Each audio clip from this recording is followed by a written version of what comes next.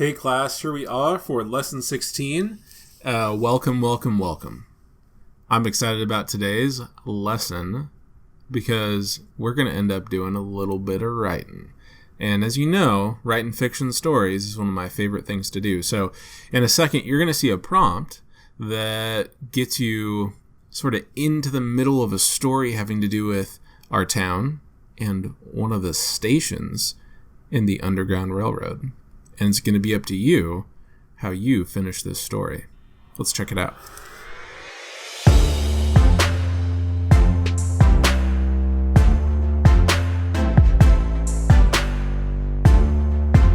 All right, class, welcome into lesson 16, Stories from the Railroad. And like I said, we are going to be doing a bit of fiction writing, which is very exciting stuff. Today, your goal is to create a satisfying resolution to the story. And to be able to do that, you're going to kind of have to do some summarizing, as far as you're going to need to know the important part of the story that you're going to have to show off. So watch the instructional video, then I'm going to read this right now to you, but if you didn't watch the instructional video, you will need to read a station on the Underground Railroad. Now, if you didn't watch the video, you're not seeing this, obviously, so it doesn't matter. So just whatever. If you're here, you're here, and I'm about to read for you. A station on the Underground Railroad. Your family is a station in the Underground Railroad, but you have stopped assisting because you fear that you would soon be discovered. Not long ago, a family of runaway slaves arrived. Family members included a mother, a father, a 14-year-old boy, a 10-year-old girl, and a baby girl about 6 months old. Hiding 5 people in the root cellar was not easy. The cellar was small and cramped. Further, the baby was sick and cried a lot. You were afraid the baby's crying was heard by neighbors, and that they were planning to report you to the sheriff. You know that a slave catcher has been searching for this slave family. He arrived at your home just after the family escaped to the next station. The family was hidden in the false bottom of a wagon loaded with potatoes. The wagon left just before the slave catcher arrived at your home. The family had to crowd together in the false bottom of the wagon. The sick baby was crying, making everyone tense and irritable. The dirt from the potatoes fell between the boards of the wagon, covering everyone with dirt and grit. You could smell the fear of being caught. When the slave catcher came to your house, his dogs were leaping about, barking, growling, and sniffing everything. The dogs raced to the door of the root cellar and started to bark. All of you were shaking with fear. The slave catcher looked in the cellar, swore, and then took off down the road, riding his horse at a gallop. He shouted back to you, "I'll be back, and you will pay for your helping these slaves escape." You immediately cleaned the cellar and tried to air it out.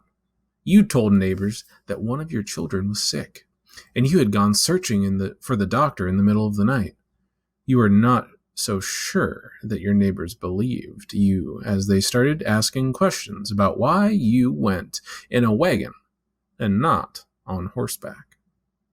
You were trying to keep your Underground Railroad involvement a secret, but you are scared. Townspeople have found out about your involvement. Okay, so we've got the story where it leaves off to where slave catcher is trying to find the slaves. You have a bit of an alibi you've started to construct, and you know that the slave catcher is going to be back. You also know that your involvement is kind of a secret, and you're trying to keep it that way, and that townspeople are scared. You are scared. Townspeople have found out about you being involved in the Underground Railroad. And so you've got a choice to make now. Prompt. The situation is clear. Your house is a station on the Underground Railroad. A slave catcher appears to have caught you in the act and will be coming back once he's finished hunting the slaves you harbored. How will you finish your story? Will you spread the rumors around town to support your story? Will you surrender and admit what you've done, relying on the support of your neighbors, hoping to become a martyr in this war? A martyr is someone who dies for a cause. Or will you take a final stand, knowing you could never overpower the slave catcher and his hounds?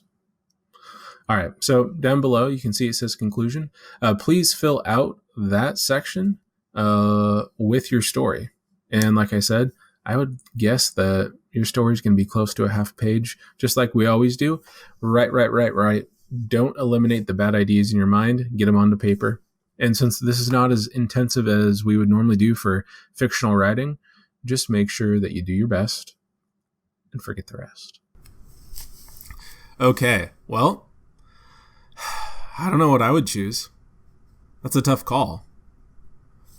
Do I decide that, I don't want to be an Underground Railroad person anymore? Do I decide to lie to the slave catcher and try to convince the rest of the town of my good deeds and that I'm not someone who harbors and abets slave escapees? It's a tough choice. You could always make your final stand, but again, there's very little guarantee of a positive outcome there. I'm sure whatever you do, it'll be fun to read. And remember, the point of it is not which one you choose. Really, the point of it is, are you going to take text evidence from the prompt and then weave it into your story?